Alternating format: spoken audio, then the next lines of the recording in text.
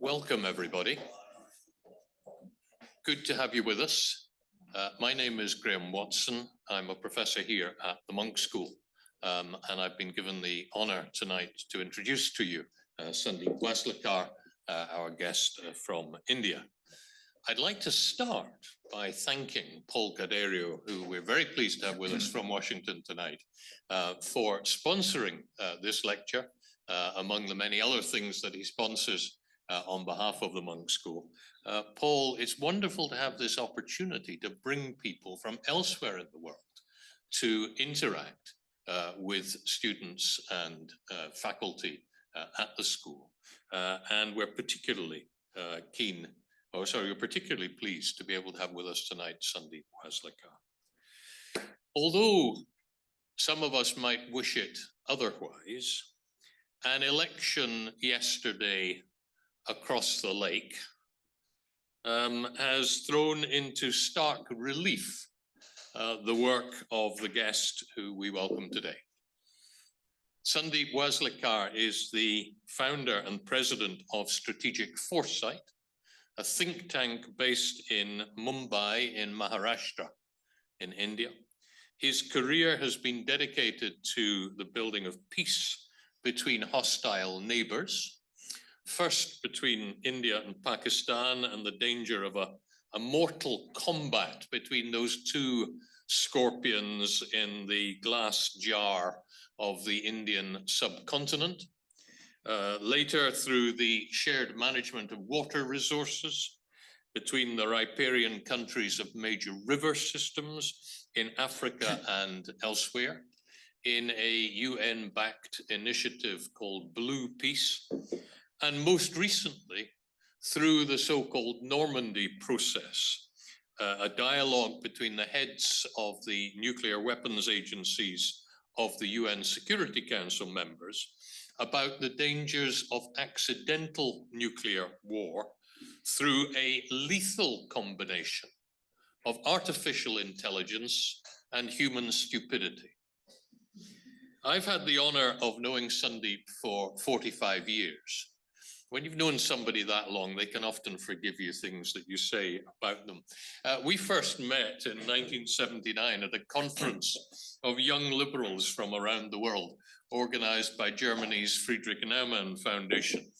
But I got to know him much better when he won a scholarship to St. John's College in Oxford in the early 80s. And during my subsequent career as a member of the European Parliament, and Sundeep's work building a hugely influential think tank, we worked together on many of what first appeared to me to be his crazy ideas.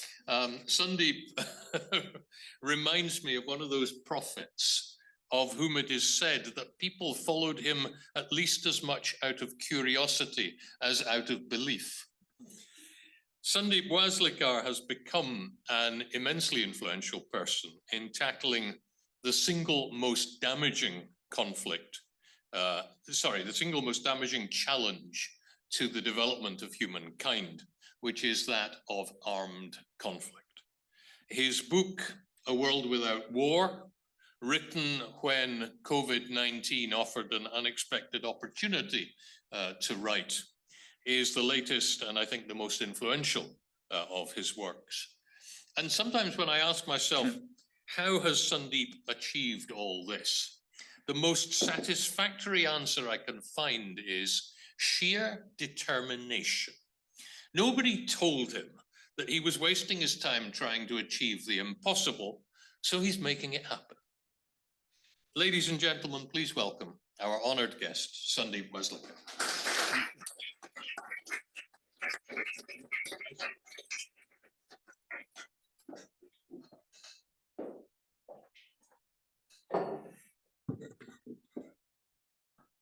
Thank you, Graham. I'm most grateful to the Munk School for inviting me here, Paul Cadario for making this program possible, and of course, Graham Watson, who convinced me to come here. We've been working on it for a year. He first invited me last November, but we couldn't make it, and finally, I'm glad to be here. when I'm thinking of a world without war or a world where peace has reasonable space, I have to thank Canada. There is a gentleman there sitting in the back row, Nicholas Parker. I met him in 1982. And in 1985, he had organized a big youth peace conference called Pax Humana in Ottawa. So he invited me to speak there. And before the conference, we organized an international peace march from Rome to Ottawa. So I went from Rome to Ottawa to this conference, walking in some countries, not in Canada. Canada, it was not possible to walk all over Canada, but here I got a bus ticket from a company called Voyager, which used to be there, a bus company. And so I went to small towns, Burlington, Hamilton, Kingston, Niagara Falls, all kinds of places. And finally, and I don't know how, because I started in Niagara Falls, and I presume Niagara Falls, Burlington, Hamilton, all of that is west of Ottawa. But I entered Ottawa from Hull. How Nick organized that, I have no idea. When starting from west, I suddenly entered from east, which was Hull. And the mayor of Hull came to see me off. The mayor of Ottawa came to receive me. And the mayor of Ottawa and mayor of Hull renamed the interprovincial bridge connecting Ontario and Quebec for one day of my visit as Boulevard de la Paix. So I was 26, and a major bridge in Canada being renamed even for 12 hours was a great honor for me, and that's a memory I cannot forget. So Canada has been a inspiration for me to begin my journey of peace. And this peace march, it was amazing. I was a young person, as like many of you, and I said I was 26. And in all these countries that I covered from Rome to Ottawa, everywhere senior government leaders invited me for discussions. When I arrived in Washington, Pentagon invited me for talks. In London, on the way, the British Parliament, Foreign Office, and it was quite surprising. I mean, I was just 26, and they found it important to discuss the issues of cruise and Pershing missiles, which were then stationed in Europe, and the big concern about the nuclear arms race and other peace issues. Now, you might say that so what? Okay, they discussed all these issues, but it didn't change anything. So what's the point? But before I undertook this endeavor, and I just had a satisfaction of raising awareness, there were three sets of common citizens who actually brought about a major change in the history of world politics. They were not government ministers. They were not business leaders like Elon Musk or anybody you can think of today. They were just common citizens. And with sheer ingenuity and determination, during that time in the early 80s, they changed lots of things. And I see a lot of young people, students sitting here, and it shows that without having any resource base, you can change not just your local hometown or your local district, but you can change the whole world. So three of them, one was called Randolph Forsberg. She was a young researcher. She was in Stockholm at the Stockholm International Peace Research Institute, and she used to handle a lot of data. And so she realized the consequences of arms race. So she came back to US. She was American. She came back to the US. And all that she did was that she looked around and she found that there were many organizations which were campaigning for nuclear disarmament, but they were all split. Some were campaigning on faith grounds, some were campaigning as bodies of scientists, some were campaigning as political groups. So they were all split. And they were all calling for unilateral actions by the United States. So all she did as a young person, she brought them together and she said, look, the military industrial complex is well organized and you are all split, and that's not going to help you. So you come together and don't ask for unilateral action by the US government. American people will not support you.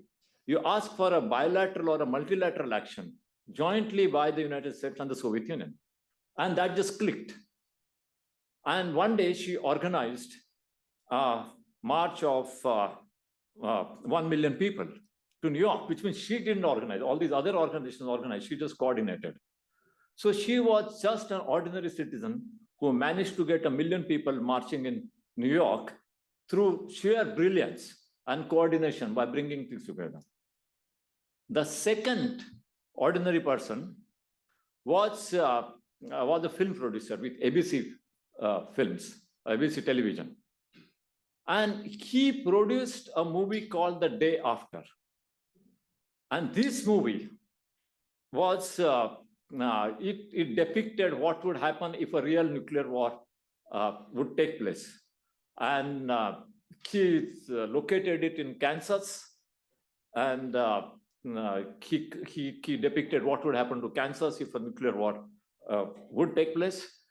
And it ends with a professor who is the sole survivor asking, is anyone out there? And there is nobody to answer this question because everybody is dead. Now, the president that time was Ronald Reagan. And he saw this movie and he was hugely affected. So Ronald Reagan was affected by the movie and he was affected by the march organized by Randolph Forsberg. Then there was a third set of ordinary citizens, and they were doctors. And what these doctors, they were doctors in Boston. And what these doctors did, they created a chain of contacts with other doctors, and finally they, through the chain of doctors, they reached the personal physician of the president. And similarly, they made contacts with doctors in Moscow. And through a chain of doctors, they reached the personal physician of Mikhail Gorbachev, who was the president of Soviet Union. And they presented the evidence of the consequences of nuclear war, a lot of data, facts, graphs, to the personal physician of President Reagan and personal physician of Gorbachev. And one day, the personal physician of Ronald Reagan is checking the blood pressure of president. And he said, Mr. President, there's a problem I want to discuss with you. And you know, you are a president or you are a student, the moment your doctor tells you there is a problem, you get alerted. And so he said, what's the problem? Is something wrong with the BP? And he said, yes, but your BP is fine, but the world's BP has increased substantially and it's unmanageable. And then he explained the whole logic of problem that the nuclear arms race would create. And the same thing Gorbachev's physician did with him. So Ronald Reagan was affected by these three sets of common people acting at the same time. Randolph Forsberg with her coordination of civil society, the filmmaker with ABC, and the doctor. The doctors, by the way, got a Nobel Prize. And they formed an organization called International Physicians for the Prevention of Nuclear War. And 2 years later, they got a Nobel Prize. So he was affected. Now, Ronald Reagan was a very hawkish president when he became the president in 1981. He was highly militaristic. And he wanted a strong army. He wanted a very dominant role for United States. He wanted to see a liquidation of the enemy state, the Soviet Union. So he was very hawkish, very militarist. And this hawkish president, and he was unpredictable because his background, he had been governor of California, but we saw that his background was that of a movie actor, and that was also a B-grade movie actor. So Reagan And his entire cabinet, and his cabinet had some really smart people and very experienced people. And his entire cabinet was for arms race and for nuclear weapons. This is early 80s, it's the height of the Cold War. And but Reagan got convinced by these three sets of common people that nuclear weapons are dangerous and they have to be abolished. So in 1986, he met Gorbachev in Reykjavik in Iceland. And President Gorbachev and President Reagan agreed on a plan to abolish nuclear weapons forever in the following 10 years by 1996. So this was a moment in history when, against the advice of the military leadership of the US, against the advice of all his cabinet colleagues, the President of the United States was led by three sets of common citizens to agree to abolish and destroy all weapons of all nuclear weapons of the United States simultaneously with the nuclear weapons of the Soviet Union. The agreement fell through at the very last minute. After Gorbachev and Reagan had agreed, we don't know exactly what happened in the last minute, but the historians say that Reagan talked about he wanted to have a Star Wars. It was called Strategic Defense Initiative. And Gorbachev said, no, you have to give up Star Wars. And Reagan said, I can't give up Star Wars. And in that exchange, something went wrong and Reagan just said, forget about all plans to abolish nuclear weapons. I'll keep my Star Wars, you keep your nuclear weapon. So it fell through. But you had the President of the United States and President of the Soviet Union agreeing to abolish nuclear weapons, even though all their cabinet members, their military leaders, they were all for keeping the weapons. And it's just three sets of common citizens, they achieved it.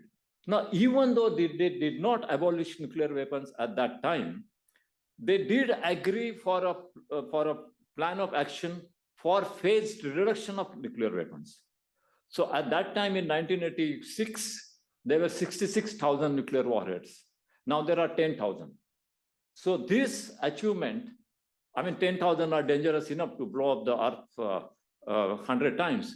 But still, the reduction from 66,000 to 10,000 was a result of the actions of Randolph Forsberg, the ABC films, and International Physicians for Prevention of Nuclear War.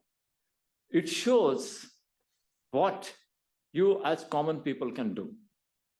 It shows the power of common sense, the power of integrity of purpose, and the power of determination. That you can actually force the superpowers to change the direction of world history.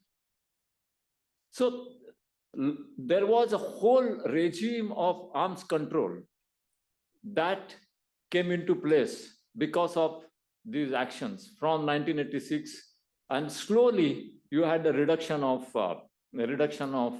nuclear weapons, and there were a number of treaties that were signed to abolish certain kinds of nuclear weapons, if not all.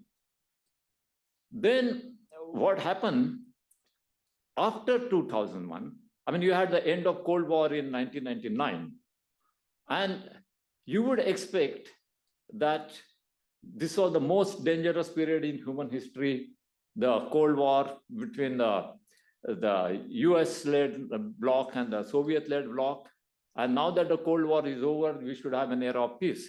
That's what you would expect, because they said this was the most dangerous period from 1945 to 1995, roughly. In 1999, the global military expenditure was $1 trillion. You would expect that this military expenditure would go down because now there is no more Cold War, no two camps. The Soviet Union is very weak. But instead of the military expenditure going down after 99, it has increased, and this year it's about $2.5 trillion.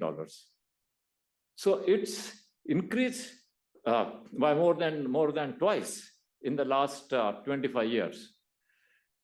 Moreover, all these arms control treaties which were negotiated are being dismantled. since 2002. In 2002, there was President Bush, the junior president of the United States, and he walked out of anti-ballistic missiles treaty. So that was the first dismantling of an arms control treaty. And step by step, you had so all the treaties being dismantled. When Donald Trump was president the last time, he walked out of the Intermediate Nuclear Forces Treaty. And of course, they have a way to blame each other. So Trump would blame the Russians, and the Russians would blame the Americans. But the fact is that the arms control regime was dismantled. And now you are left with only one treaty, and that is the New START Treaty. And this New START Treaty says that both the US and the Russian Federation can have 1,400 nuclear weapons in ready-to-go condition at a given time. So as if 1,400 nuclear weapons are a small number. And the fear is that the newly elected president of the United States, Donald Trump, at least during the time he was the president previously, and during the time he was not a president, was saying that he would not endorse New START Treaty. So if that doesn't happen, because it expires in 2026, so if it is not renewed, you will not, you will lose the last arms control treaty. And after that, there'll be no restrictions on how many nuclear weapons can be in the ready condition, or what they call the hair trigger condition. And you could have all of the 4,000 or 5,000 weapons on each side in ready to go condition. So this is where we are now. But the positive lesson from this story is that any two presidents are different. You can't really compare them. But in some ways, Ronald Reagan could be compared to Donald Trump. He was hawkish, he was right-wing Republican, not just conservative Republican, but on the right wing of the Republican Party. He was unpredictable, and still he was forced to change his mind. So if you have citizens in the United States who are determined today, they can have an influence. It doesn't mean that Trump will react in the same way that Reagan was. I mean, there was one thing about Reagan, that he was really a movie buff, having been a former actor. So he took the Day After movie very, very seriously. And he really believed. And he saw, in fact, 2 other movies. We had similar message. And he really believed. He took this movie very seriously. I don't know if Trump watched this movie or not. But recently, this Oppenheimer movie was released. And it made $1 billion in revenue. So that means lots and lots of people saw it in North America, outside North America, and all over the world. But it didn't have any impact in terms of building the awareness of the people. Even though there is a conversation between Einstein and Oppenheimer, which says that the world is already on the path of self-destruction. And this conversation is very serious, but somehow this has not really clicked. And I asked many people who have seen Oppenheimer movie, and I asked them, what do you think of the movie? And they said, oh, what a great cinematographic effect. And I asked them, but what do you think of the conversation between Oppenheimer and Einstein? And they say, what conversation? Oh, the lake looked beautiful. So if you have seen the movie. So somehow the Day After had an impact. Oppenheimer, much bigger budget, hasn't and seen by lots of people, but still hasn't had impact. But in the meanwhile, the situation has deteriorated a lot. It's not only that you have global military expenditure going to $2.5 trillion.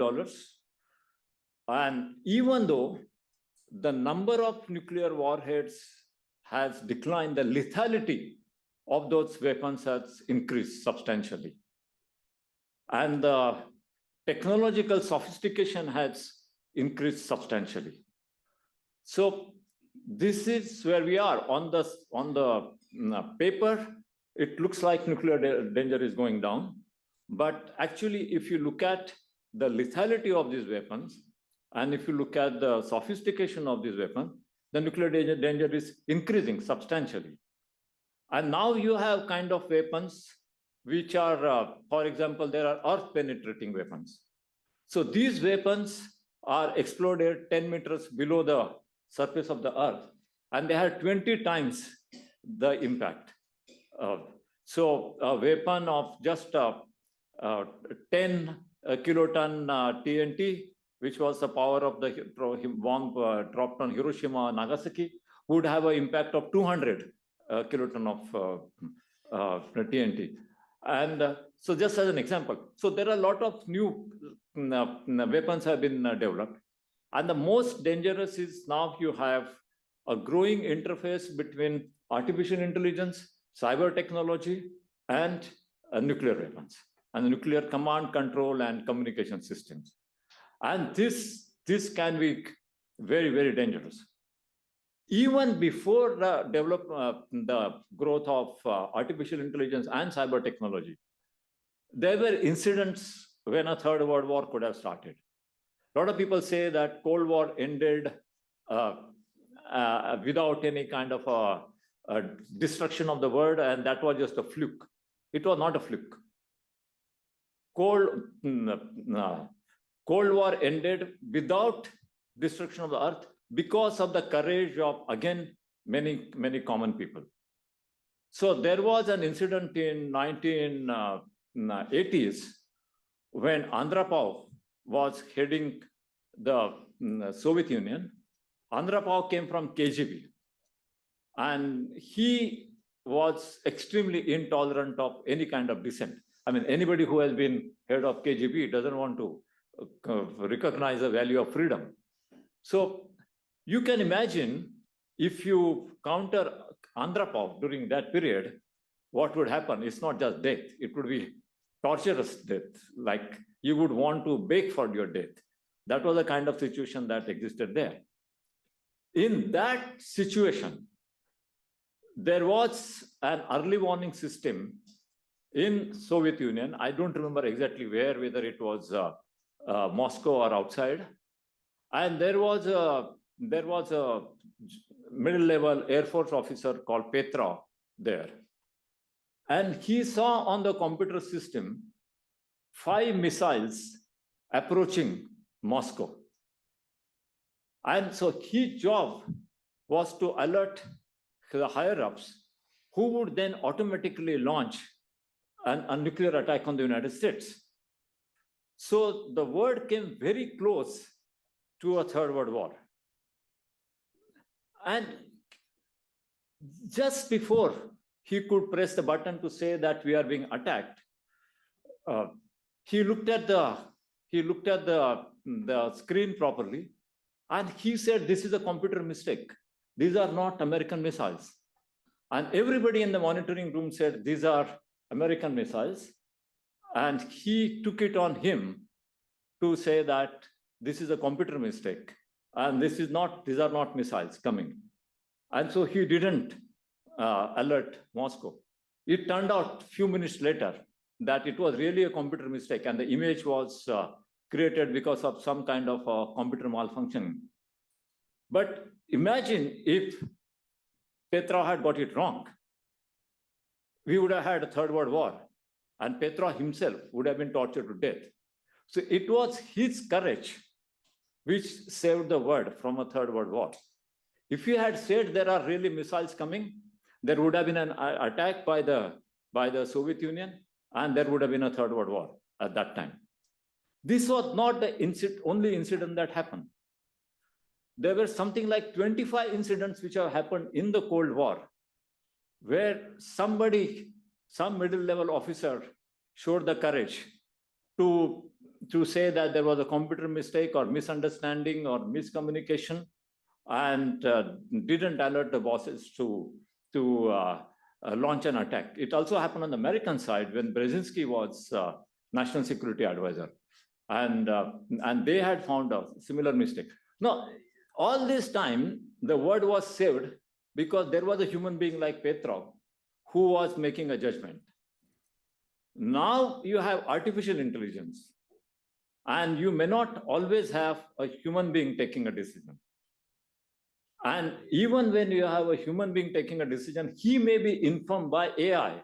So in which case, he is the one taking decision, but the decision is based on AI input. And you could get it completely wrong.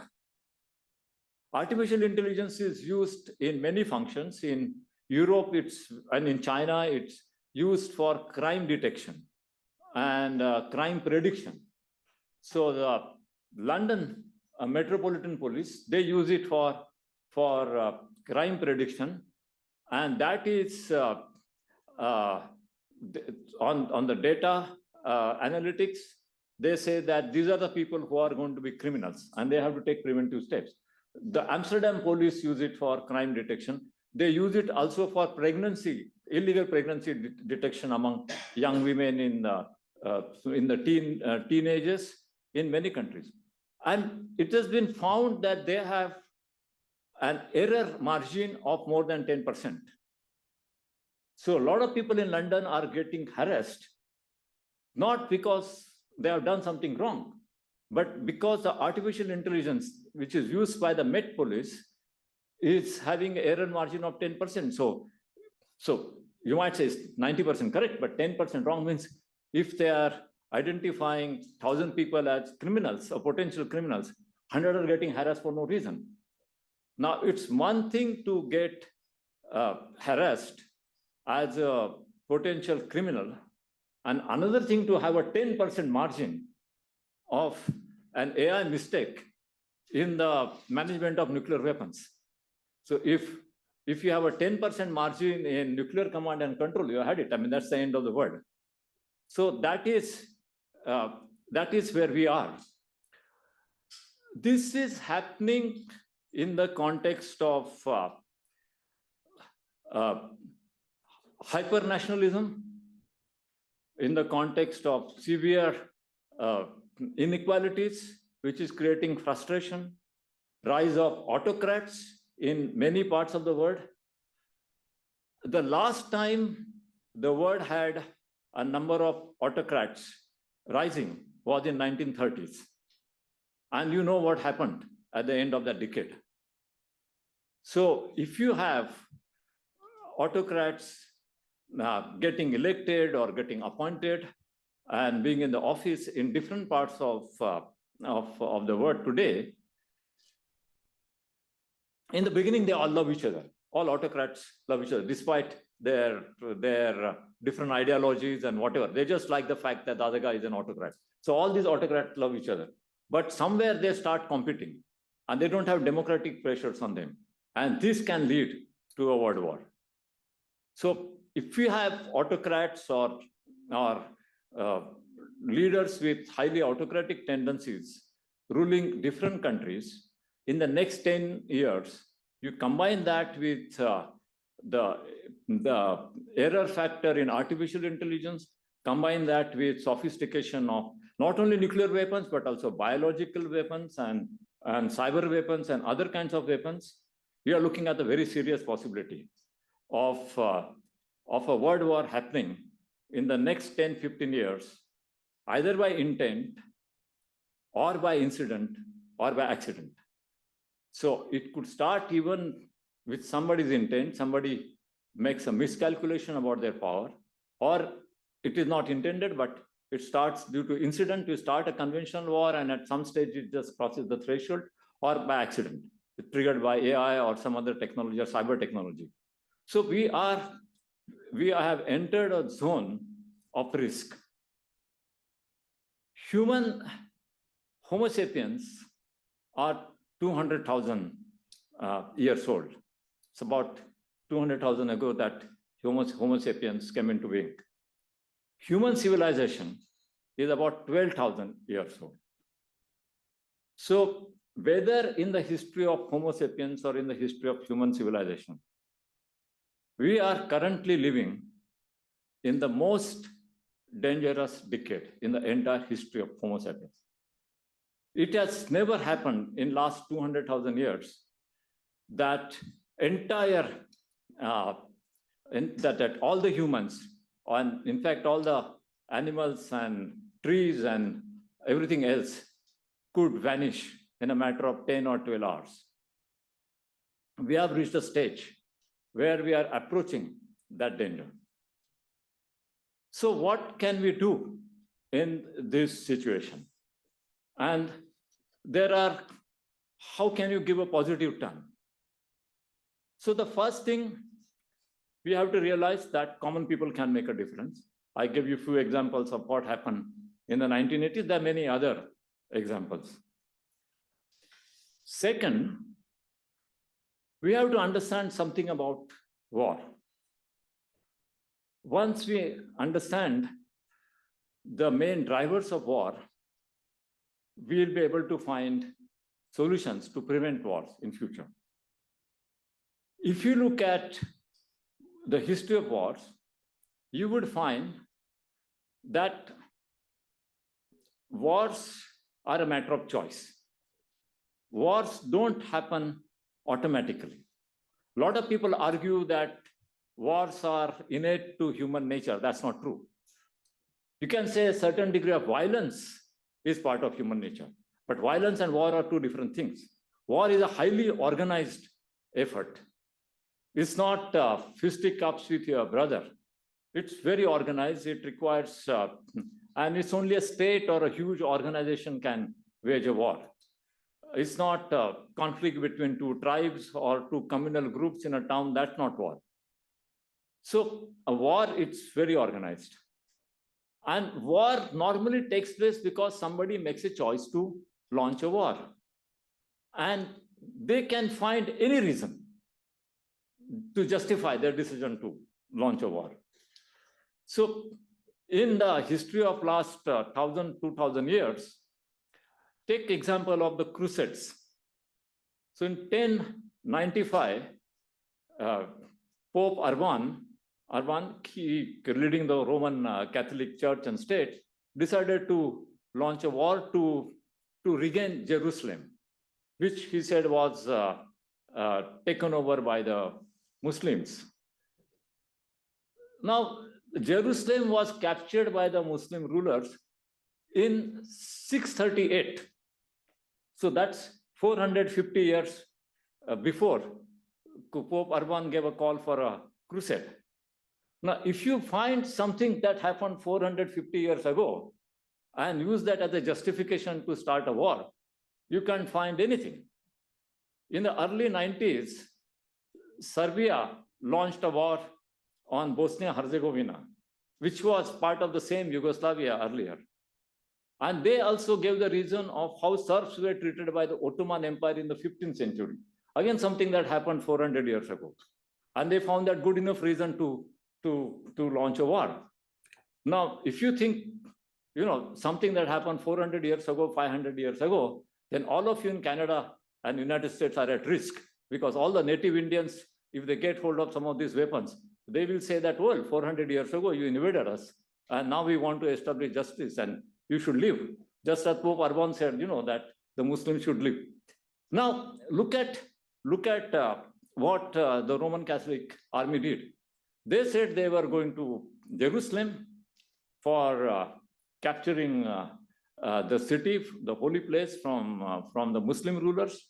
But actually, they first went to Rhineland, which is today's Cologne and area around there, and they massacred Jews.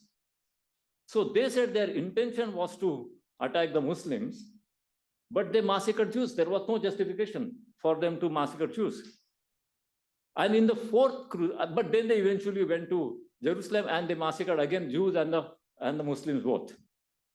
So you give any reason and just go and kill anybody. In the fourth crusade, which was launched 100 years later, again it was the same, because in the meanwhile, the Muslims the Pope Urban captured Jerusalem, but after a few years, the Muslims again took over the Jerusalem. So another Pope, he launched the fourth crusade, saying that now I want to recapture the Jerusalem. So he started the war. Again, he massacred Jews. Then he went to a place called Zara across today's Yugoslavia, and he killed all the Catholics there from the same religion. Then he made a deal with the ruler of Constantinople, today's Istanbul, and they attacked Constantinople, which was where the predominant religion was Orthodox Christian, Eastern Orthodox Christian, and they killed all the Orthodox Christians. And then a branch of them went to southern France, and they killed some other sect of Christianity there. They never went to Jerusalem. So you just start war because somebody makes a choice to start a war, and then you go on killing who are not even relevant to your stated objective. And it's been happening again and again. Baghdad, for example, has been attacked many times. Genghis Khan, his descendants, Mughlai Khan, they attacked Baghdad in 1258 and demolished all the libraries and hospitals to start with. And then they killed all the civilians. So all that was built, that was all finished by the Mongols for no reason. They just said, well, we want to attack Baghdad. So we want to attack Baghdad. So they went and, so they sent a message to the Wazir of Baghdad saying that you give all your army to help us to attack Persia, which is Iran. And he said, well, why should I give my army to attack Persia? They said, then we attack you. So they went there and they attacked Baghdad.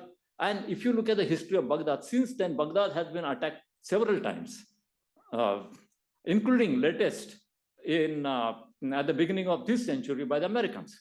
There was no justification at all for attacking Iraq. They said they have nuclear weapons, and there were no nuclear weapons. And it was a Republican government, George Bush, and a Democrat party leader came to Mumbai to canvass. I mean, he went all over the world in the course of his travels to the world. He came to Mumbai and he was arguing that we should support an invasion of Iraq. And I asked him, why do we support the invasion of Iraq? He said, oh, because Iraq is a dictatorship and we suspect they have nuclear weapons and we suspect they would support terrorists. And I told him that if that is your approach, then Pakistan and North Korea have dictatorship and there is no suspicion. It's established they have nuclear weapons and it's established they're supporting terrorists. So are you going to attack them first? And I mean, I said, I'm not making an argument to go and attack them because India has a bad relationship with Pakistan. But if you are making a principle that this is the kind of countries you want to attack, then are you going to attack them? And then he said, no, but they have a real nuclear weapon. They can retaliate. We want to attack Iraq. So basically, you are attacking Iraq because you are convinced they don't have nuclear weapons and they don't have a retaliation power. This is my direct conversation with a Democrat leader who came with a brief of a Republican administration, a senior Democrat leader who held a very, very senior position in the previous government. So this is, so basically you look at wars, any wars, recent wars, previous wars, for last 1,000 years, 1,500 years, and you would find that war is a matter of choice. And so we have to realize if war can be a matter of choice, so can peace be. But somebody has to make that choice. And if the leaders don't make that choice, then people have to make that choice and impose it on the leaders. And you would surprise, well, this is very nice to say, but who makes peace as a choice? Now, here is a good news, some statistics for you. There are 193 countries in the world on the roll of the United Nations. 23 of these 193 countries have renounced the concept of army. They don't have any kind of military. They have no army, no navy, no air force. 23 countries. That's almost 10% of the member countries of the United Nations. They have no defense ministry. They have local police to manage traffics and robbers, but they don't have any military. So 23 countries have made this choice. 123 countries have passed a resolution in the UN in 2017 in support of a treaty prohibiting nuclear weapons. So 123 countries have said that yes, we will have weapons, but not lethal weapons like nuclear weapons and biological weapons. So this, out of 193 countries, almost 163 countries have a defense expenditure of less than $1 billion. So out of 2.5 trillion military expenditure of the whole world, almost 85% of expenditure is incurred by 15% of the countries. And only 15% of the expenditure is incurred by 85% of the countries. So out of 193, almost 160, 165 countries are wanting peace and want to limit their lethal capacity. So when you talk about a war, it's really 25, 30 countries which are interested in this. And in these 25, 30 countries, it's not all of those countries, it's the elite in those countries. So let's say about 100,000, 200,000 people in each of these countries. So you are really talking about 3-4 million people taking the planet of 8 billion people for a ransom. This is what the reality, this is what we have to realize. World war is not involving 193 countries wanting to fight with each other. In fact, there are some countries who have chosen peace, who have renounced army, who have renounced war forever. There are countries which have not gone to war for, Switzerland has not gone to war for 500 years. The last time they fought any war was 1515. Uruguay has not gone to war for 200 years. Many countries in Latin America, quite chaotic internally, but between the states, they haven't fought a war for more than 100 years. Sweden has not been to a war for 200 years. So there are countries which have lived without war for 100 years, 200 years, 500 years. And Switzerland and Liechtenstein, which is a small state next to Switzerland, if you see, they are surrounded by Germany, France, Italy, who have been always going to wars, First World War, Second World War. And the Swiss are not different from Germans or the French or the Italians. They eat the same kind of food, they worship same kind of church, they enjoy similar kind of music, but they make a choice that they don't want to go to a war. It can change in future, but this is what it is so far.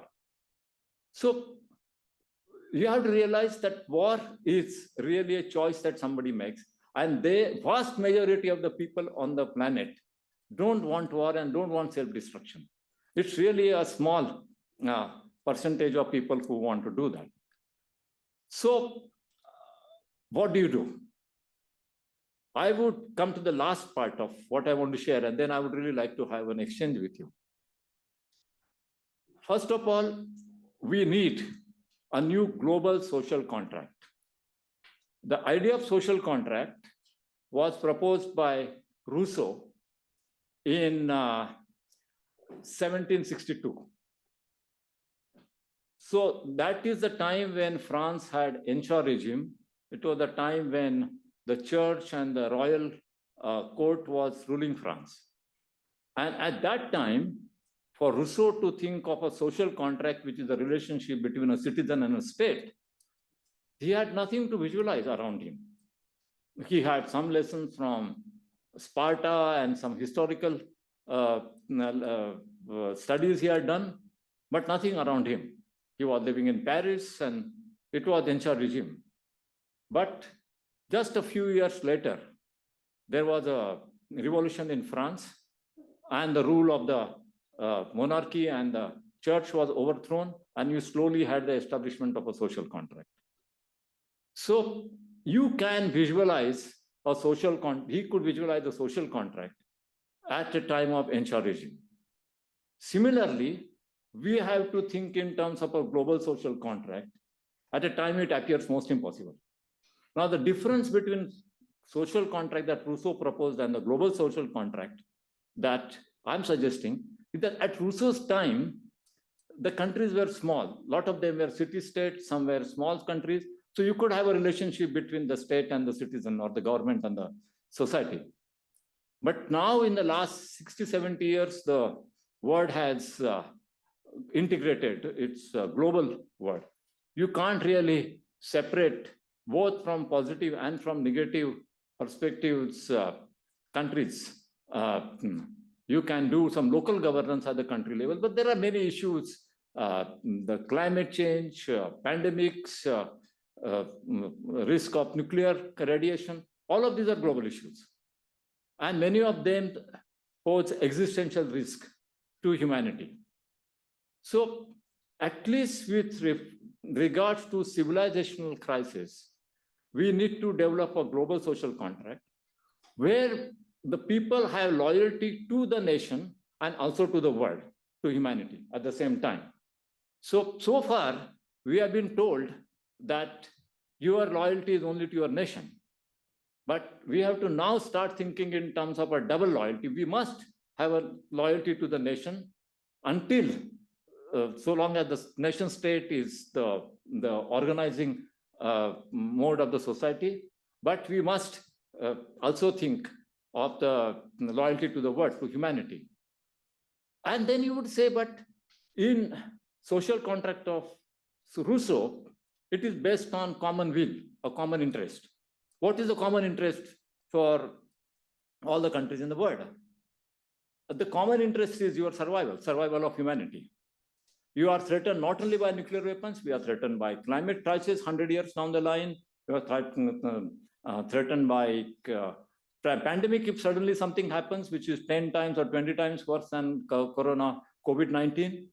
So we are potentially threatened by excess of some of the technologies. So at least with regards to the aspects of life which threaten the survival of humanity, there is a common interest. There is a common will to preserve humanity, to preserve our civilization. And that should be used for developing global social contract. Now, global social contract will require new institutions. Just that the social contract requires institutions of state, you require global social contract will require institutions of global governance. So you have the United Nations. I wouldn't suggest you dismantle it, but you build on it. So with United Nations, we have to make it a United Nations organization. So what you have right now is a United Governments Organization. It's a forum where different government representatives, the ambassadors, they meet and they bargain with each other to promote their national interest. There is no system of looking at the issues from a civilizational perspective. Security Council, which is at the core of UN, basically responds to crises that come, and they meet when there is an outbreak of a war in Syria or Ukraine or Afghanistan or wherever in Africa, and they respond to it. So it's a reactive organization, and they respond to the day-to-day crisis. We need a civilizational crisis response council, which is above the Security Council, and which will not look at the day-to-day problems which can be left to the Security Council, but which takes a long-term perspective to respond to the civilizational crisis. And there are ways in which you can do that. You have General Assembly, which is the House of States.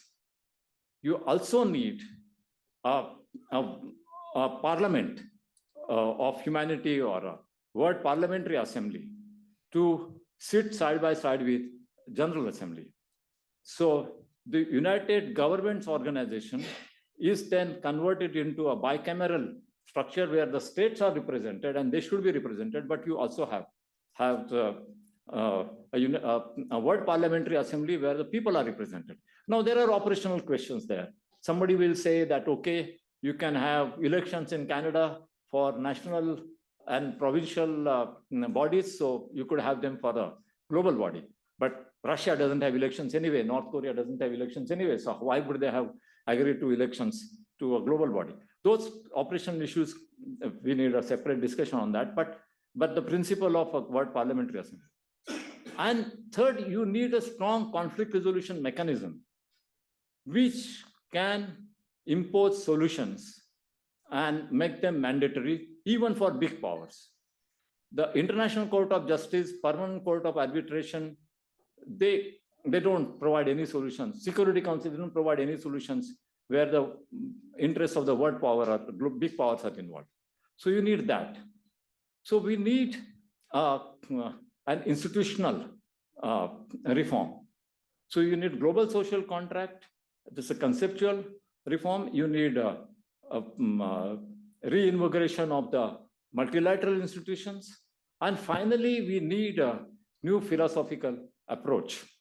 And there are new philosophies which people have to learn, they have to be familiar with, and they have to absorb. And this can't be done artificially, but this is something.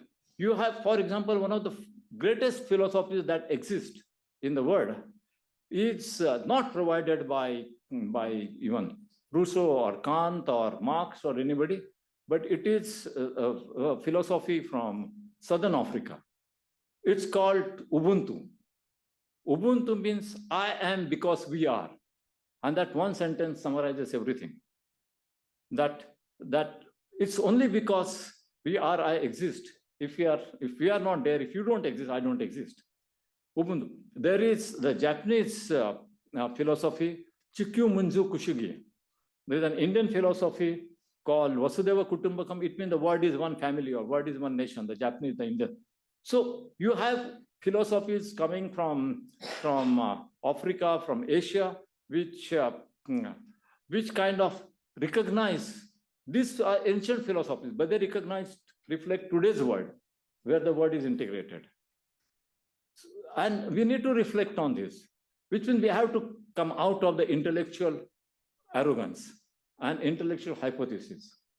The change happens only when we challenge our established assumptions. That is when change happens. It's because Copernicus challenged, Galileo challenged scientific assumptions, that's why change happened. It's the same with politics, it's the same with economics. It's only when we challenge established assumptions that change happens. If you try to work through all the time through the assumptions which are established and you accept them as the final reality, no change will happen, no progress will happen. And since you cannot go there, you will go down on the path of destruction. So challenge the hypothesis which is given to you, inquire the realities, don't accept them as the truth, question them, define new aspirations, and if only we go on that path, there is a hope. But I would say, finally, I had several personal experiences which give me hope. I was once negotiating with terrorists, and I was going to be killed, but we turned around. I was once involved in an air crash, and the plane almost crashed, but it did emergency landing, and I survived, and the other passengers. So a few got injured, but we survived. My son was born, and there was an accident that took place in the course of the birth. And the doctor told me that his life is maximum 12 minutes, so you have one look at him. And I said, no, we have to do whatever is required to provide the emergency response and don't waste time in my looking at him. And he's today 27, 28, completely healthy. So all these lessons have taught me that it is possible to make a shift from impossible to possible. It is possible to make a journey from darkness to light. It is possible to change the basic conception of the word from violence to peace. It is possible to create a world without war. Thank you.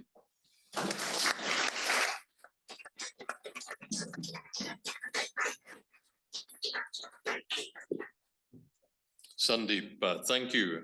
You've given us a lot of food for thought. I'm advised that as the chairman, I have the opportunity to ask the first questions, and I believe there are opportunities also for members of the audience to submit questions by card. But I would like to ask you a question about your book here. I find this a fascinating book because you analyze, first of all, the theories and the philosophies of war. You then look at the history of war, and you come to the quite rational and widely accepted conclusion that the development of nuclear weapons introduces a qualitative difference in the impact of war for humankind. You look at examples of how nuclear war has been narrowly avoided. You quoted the Petrov case, and there are others. And you look at the partial success, but also one has to say partial failure of the strategic arms reduction talks, the Reagan-Gorbachev talks, which of course were, if I'm not mistaken, ratified by, or the treaty was ratified in the United States. It was never ratified in the Soviet Union, partly because the Soviet Union collapsed shortly afterwards. But nonetheless, as you say, the number of warheads were reduced. But would you tell us a little about the work that you are doing at the moment, which I think is fascinating, in the Normandy peace process, in bringing together the heads of the nuclear weapons agencies of the nuclear powers to look at how we can avoid the danger of nuclear war through the insufficient control or perhaps poor design of artificial intelligence? Well, thank you, Graham. I should add that I know you're meeting Geoffrey Hinton on Saturday to discuss what his role in this might be. Over the last 20 years ago, I set up a think tank called Strategic Foresight Group, along with my colleague Ilmas Fateh Ali, who is sitting here. And we've worked with 65 countries in the last 20 years. And it was always a team of young people. The average age, other than me and her, was 26, 27. And these young people, majority of them young women, have found solutions to several problems which have been accepted by different governments. Governments have made policies based on this. And we worked in different areas, terrorism, water, transboundary water conflicts, geopolitical conflicts, nuclear issues. But while doing all of this, and I have been looking at all these issues with more or less equal attention. But then an incident happened. In 2019, I was invited by the chief minister of the Normandy region in France, and he said that we have to revive the spirit of Russell-Einstein Manifesto. Russell-Einstein Manifesto was issued in 1955 when Bertrand Russell and Albert Einstein, for the first time, brought the world's attention to the existential risk posed by nuclear arms risk. And he asked me whether I could do something about it. So today, there's no Russell and no Einstein equivalent that we can think of. So I spoke with a number of Nobel Peace laureates. So I thought instead of Russell and Einstein, two people, I will have a whole group of Nobel Peace laureates. And I was discussing with them as to how we can revive the spirit of Russell-Einstein Manifesto. And in the core, and so every day for 2-3 times I was in touch with, I was exchanging and arguing with Mohammad El-Berdai, Jody Williams. These are all Nobel Peace laureates. Denis Mukwege, Lina Bowie. And while negotiating with them for 6 months, it's the Normandy Manifesto, it's just one page, but negotiating with them for 6 months, I realized that the threat of nuclear weapons has fundamentally changed. And that is because of the intersection between nuclear weapons and artificial intelligence, cyber technology, and other new technologies. So while the nuclear weapons have been there, today is qualitatively different. And so far, the nuclear weapons are commanded by somebody or either, but today it's algorithm which is increasing the command on the nuclear weapon. And for example, the Russians have deployed a missile called a hypersonic missile called Avangard. Now this Avangard missile, if they press the launch button in Russia, it reaches Eastern Canada or United States in 30 minutes. So there is no retraction. There's no time for retraction. But more important, this cannot be detected by radars at all. And even more, it's run by artificial intelligence. So once it's in transit, it can decide its own trajectory. So if the Russians have directed this missile to, say, New York, the missile can decide that I don't want to go to New York, I'll go to Ottawa and drop the nuclear bomb on Ottawa. The missile decides this because the missile studies the obstacles and the radars, and then missile decide, okay, I don't want to go here. So this is like out of the hands of the Russian commanders. And these are the kinds of weapons which are being developed. So I got really worried after talking with these Nobel laureates that this confluence of technologies is really bringing the world to maybe an accidental war or at the same time, there's an experiment taking place in Chicago for the last several decades, where a group of Nobel laureates in physics and chemistry produce a report every January, and they have developed what they call doomsday clock. And they use this doomsday clock to show how far you are from the midnight, means the total annihilation of mankind. So they are all Nobel laureates in physics and chemistry. I was dealing with the Nobel laureates in peace. And I find that almost all of the Nobel laureates in physics, chemistry, and peace are convinced that humanity is approaching towards extinction. And Nobel laureates, you would admit, I mean, they are some of the most brilliant people, most brilliant minds on the earth. And they're very serious. They have a rational approach. They're not just making emotional statements. And so this was really worrisome. So after we issued Normandy Manifesto, we said, now how do you actually solve the problem? This is okay for stating the problem and stating broad solutions.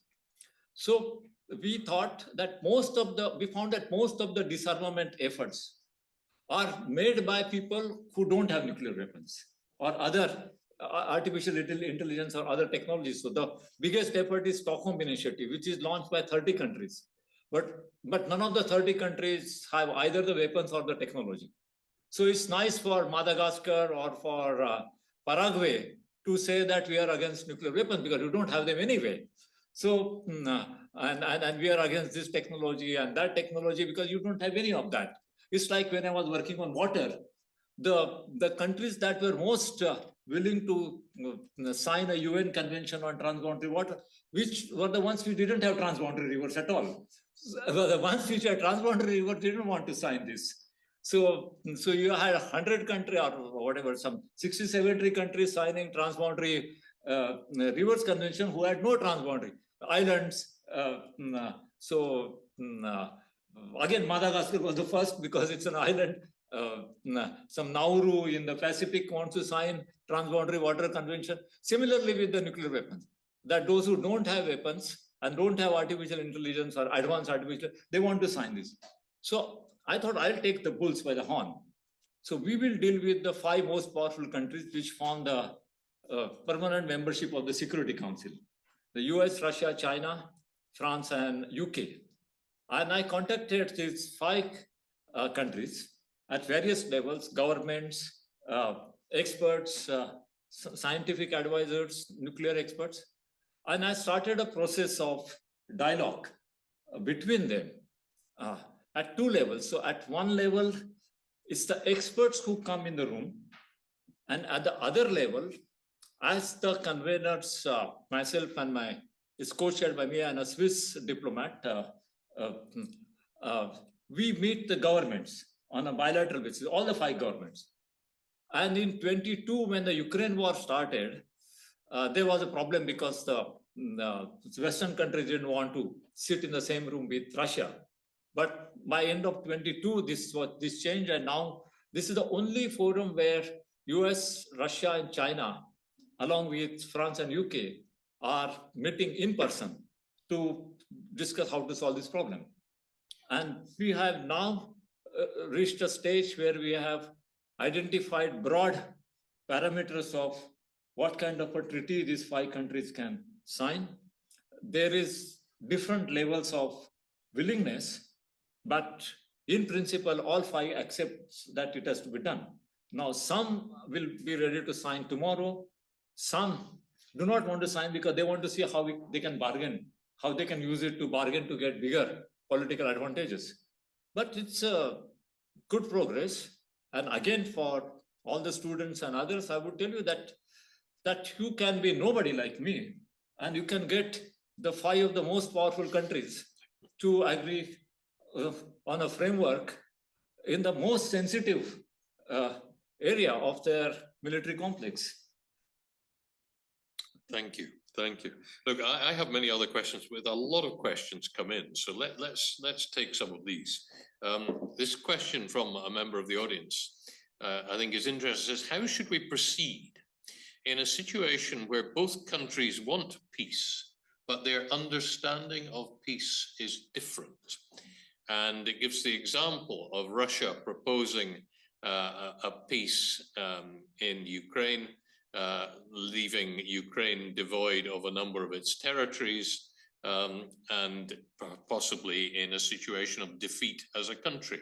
But I mean, I would introduce also there, I'd be interested in your thoughts on the concept in Christian philosophy of a just war, which is sometimes a war in self-defense. With Ukraine, I have to be careful not because it's a controversial subject, but because just this morning while I'm in Toronto, I got an urgent message from somebody who wants me to be part of finding a solution to the Ukraine crisis. And that's the one issue I have to deal with as soon as I go back to Mumbai next week. And this is being recorded, so I want to be careful. But I won't go into the specifics of what kind of peace would be considered appropriate, but let me deal with the fundamentals of the question as to when 2 countries have different concepts of peace, how do you resolve it? Well, first of all, 2 countries which are involved in a conflict are most likely to have different concepts of peace, because wars are not only about wars, but many countries will tell you the wars are really about peace and what kind of a peace that you want. In the end, a peace agreement is some kind of a compromise. So there will be different perception, there will be different visions of future. There will be different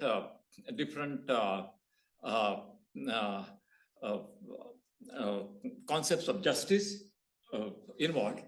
But in the end, it is going to be a compromise. Unless one party is totally destroyed, as it happened in the Second World War. But if that is not the case, then there will have to be a compromise, and they will have to negotiate the very concept of peace between them. And the final outcome is not going to be to the satisfaction of either of the 2 competing powers or the 2 rival powers. If you look at the wars and how peace has been achieved, there are a couple of lessons. First of all, the wars that have resulted in complete victory of one side are very few, and Second World War was an example. Even First World War was an example. But many wars have gone for 10 years, 15 years without any concrete outcome for either party. And in many wars, all parties have lost. The war in Ukraine is currently going in the direction where all parties are losing. The war in the Middle East is also going in the direction where all parties are losing. Russia has already lost, even though on the surface it may look like they have taken 15% of the Ukrainian territory, but that was not the original objective. The original objective was to prevent Ukraine from joining NATO and force Ukraine to be constitutionally neutral. And whether Ukraine joins NATO or not, Finland and Sweden have already joined NATO. And Finland and Sweden were always neutral. So if Finland and Sweden have joined NATO, Russia has been defeated right there, because their whole purpose was not to bring NATO on their door by attacking Ukraine. They already have a NATO through Finland on their door. So they have lost out in their basic purpose. And that defeat is a lot more serious than whatever happens in terms of the territories. And Ukraine has lost because as of today, they have lost 15% of their territory. And both Ukraine and Russia have lost huge manpower, young people who could be doing software engineering or theater or medical practice or whatever. They have been going to the killing fields and getting killed. So they are lost, they are losing their whole generations of people. So this is a war where both are losing. There was the Iran-Iraq war, which went on for 10 years. Finally, no concrete outcome. Both sides lost. And a lot of young people lost there. There was the Vietnam War. And again, the Americans, such a big power, they had to surrender. There was the American war in Afghanistan. There was the Soviet war in Afghanistan. And in both cases, the Afghans lost. In the war of the 80s, the Russians or the Soviets lost, and they had to pull back without any concrete benefit. And in the recent war, the Americans had to pull back and give all their weapons to the Taliban. But also Afghanistan has lost by the kind of society they have created, and half of Afghanistan, which is made of women, are completely at a loss. So we are in an era where majority of the wars are actually lose-lose wars. And so whatever you think are your concepts of peace, and however diverse they are, do you want a lose-lose war or do you want a lose-lose peace? That's a question the Ukraine and Russia and NATO will have to ask themselves. Thank you. I am finding it very difficult to choose between a number of extremely good questions that are longer than the time we have available. Let's try this one. You talk about the formation of a United Nations resembling a European Union.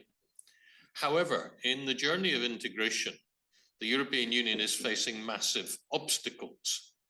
People lose trust in the institution, and we see a rise of populism.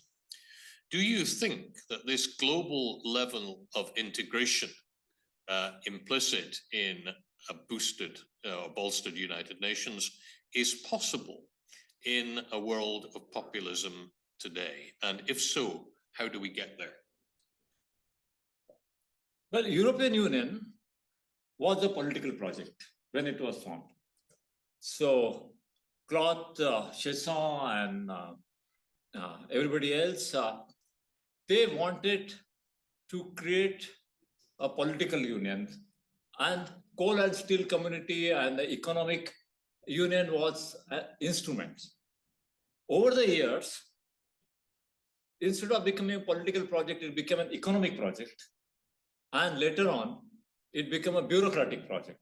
And you have been at the core of European institution, Graham. You've been a leader of a big political group in the European Parliament, and you have seen this being transformed from a political project to an economic project to bureaucratic project. And any project becomes predominantly bureaucratic, secondarily economic, and only tertiarily political, is going to create frustration among the people, because people can't really relate to the bureaucracy beyond an extent. So this is what happened with the European Union. I have not suggested a global organization like United Nations to become either an economic project or a bureaucratic project. In fact, my complaint is that UN has become an economic organization. The preamble of the Charter of the United Nations says the very first the words are to save succeeding generations from the scourge of war. If you go and see the charter on the internet, to save succeeding. Now, UN has succeeded in many ways. They succeeded in the polio campaign. They succeeded in raising awareness of climate change. They've succeeded in cooperation in trade through WTO, health through WHO. But one area where they have failed is their core objective, is to save succeeding generations in the scourge of war. And because UN also was set up with the political objective of creating peace, but it's become an economic project because you have something to show as a success. And people are happy that, oh, I'm showing as a success. You have a trade agreement here, but your main project, which is to save succeeding generations of the scourge of war, there UN has failed. So I'm not at all suggesting, and now it's become more and more bureaucratic. So I'm not at all suggesting that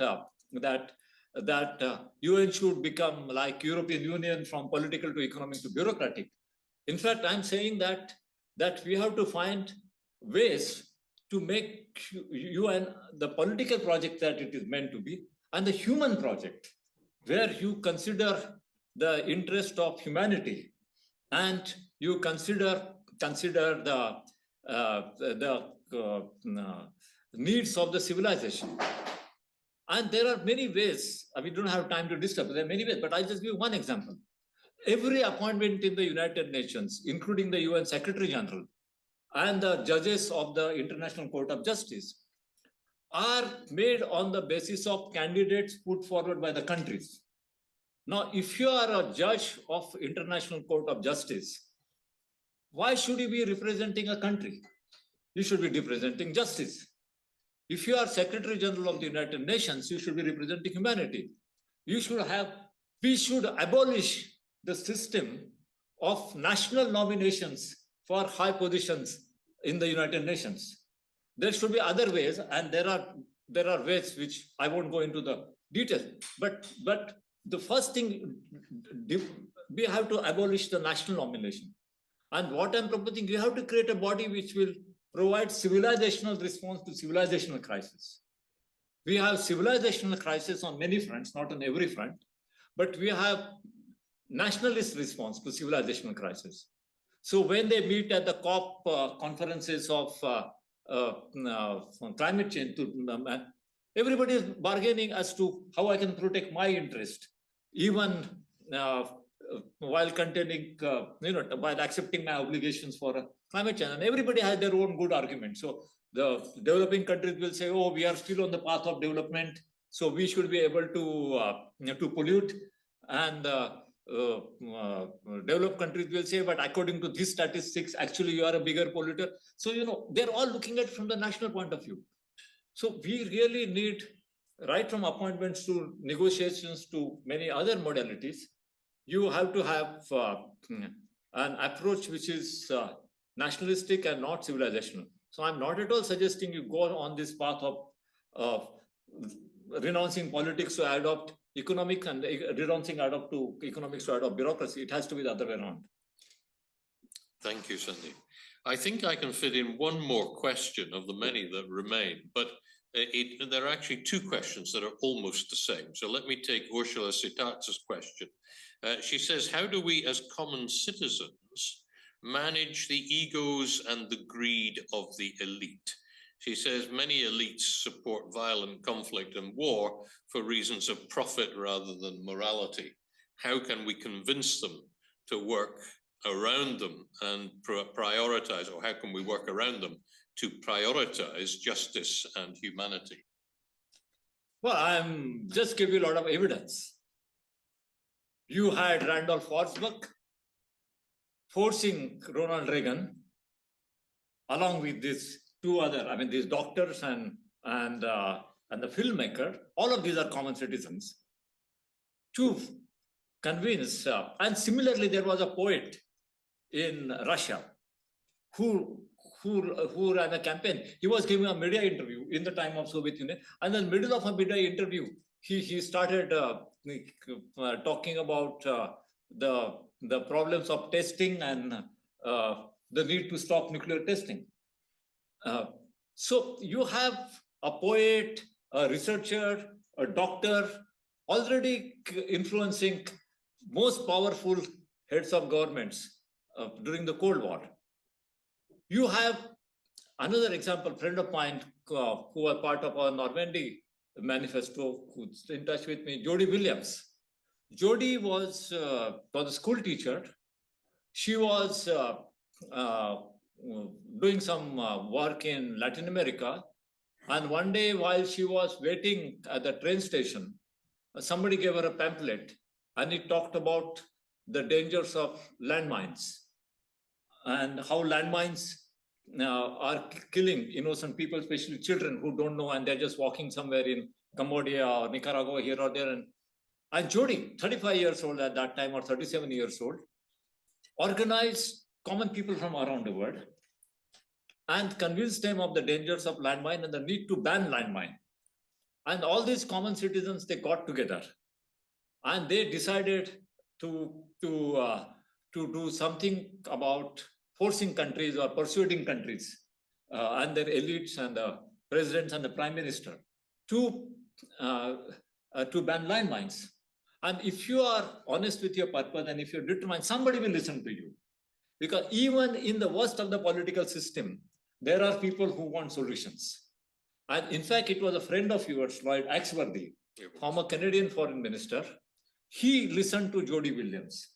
And the Canadian government at that time came forward, gave her the financial support and diplomatic support. And they took the lead in convening a conference. And a treaty was signed right here in Ottawa, the Landmine Ban Treaty. And since then, millions and millions of tons of landmine has been unearthed and destroyed. I mean, there is still a lot of landmines remaining, but it's been, Jody got a Nobel Peace Prize in 1997 for doing this. So now, of course, you say Jody Williams, a Nobel laureate, but I mean, until the day before she got the Nobel Peace Prize, she was Jody Williams, a school teacher.